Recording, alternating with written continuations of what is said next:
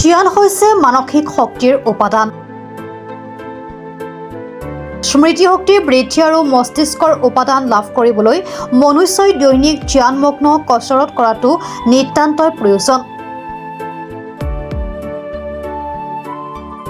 সেয়ে বিশ্বৰ অন্যান্য প্ৰান্তৰ দৰে উত্তৰ গুৱাহাটীৰ ৰজাদ্বাৰতো উদযাপন কৰা হয় বিশ্ব ধ্যান দিৱস।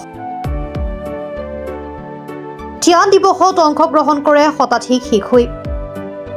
এই ধ্যান দিৱসৰ কাৰ্যসূচীৰ লগতে সংগতি ৰাখি মুকলি কৰা হয় এখন বেডমিণ্টন কোৰ্ট। মহানগৰীৰ বেডমিণ্টন খেলুৱৈসকলৰ বাবে অত্যাধুনিক সা সুবিধাৰে সাজি উলিওৱা হৈছে এই বেডমিণ্টন কোৰ্ট। আৰ্থিকভাৱে দুৰ্বল শ্ৰেণীৰ খেলুৱৈৰ বাবে থাকিব বিনামূলীয়াকৈ প্ৰশিক্ষণৰ সুবিধা।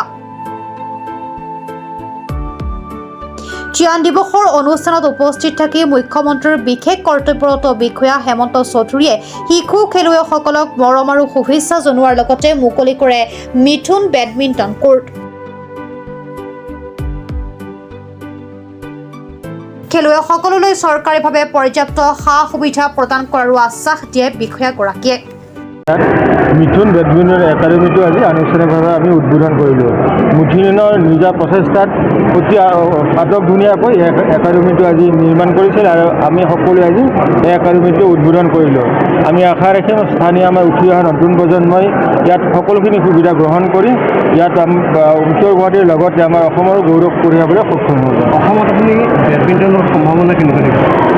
অসমত আমাৰ খুবেই বেডমিণ্টনৰ সম্ভাৱনা আছে। উঠি অহা নতুন প্ৰজন্মই প্ৰতিটোৱেই আমি বেডমিণ্টনত অংশগ্ৰহণ কৰা দেখিছোঁ।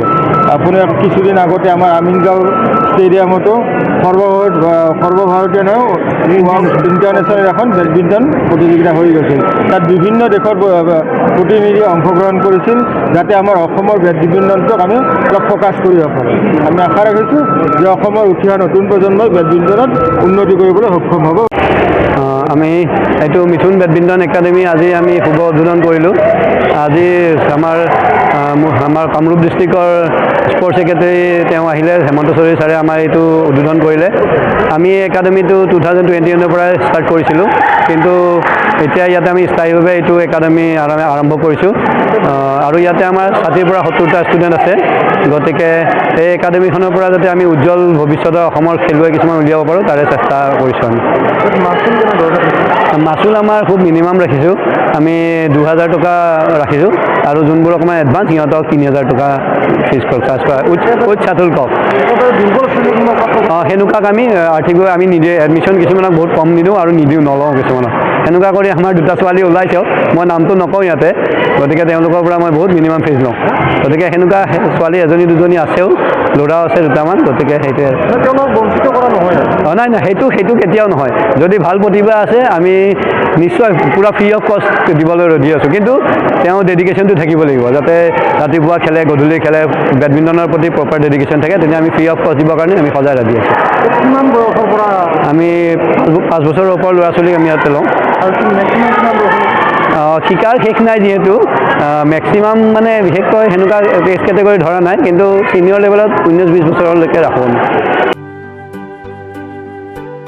আমিনগাঁৱৰ পৰা মিতালী দাসৰ ৰিপৰ্ট, প্ৰাত টাইম ডিজিটেল।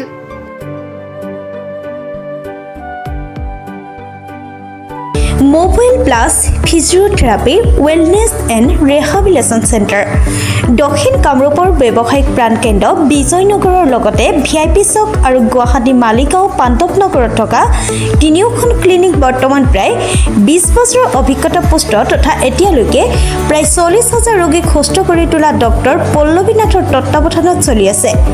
এই ফিজিঅ'থেৰাপি চেণ্টাৰ তিনিটাত বৰ্তমান অভিজ্ঞ ডক্টৰৰ দ্বাৰা যিকোনো জটিল ফিজিঅ'থেৰাপি চিকিৎসাৰ লগতে যিকোনো ৰোগীৰ ঘৰলৈ গৈ চিকিৎসা সেৱাৰ সুব্যৱস্থাও ৰাখিছে।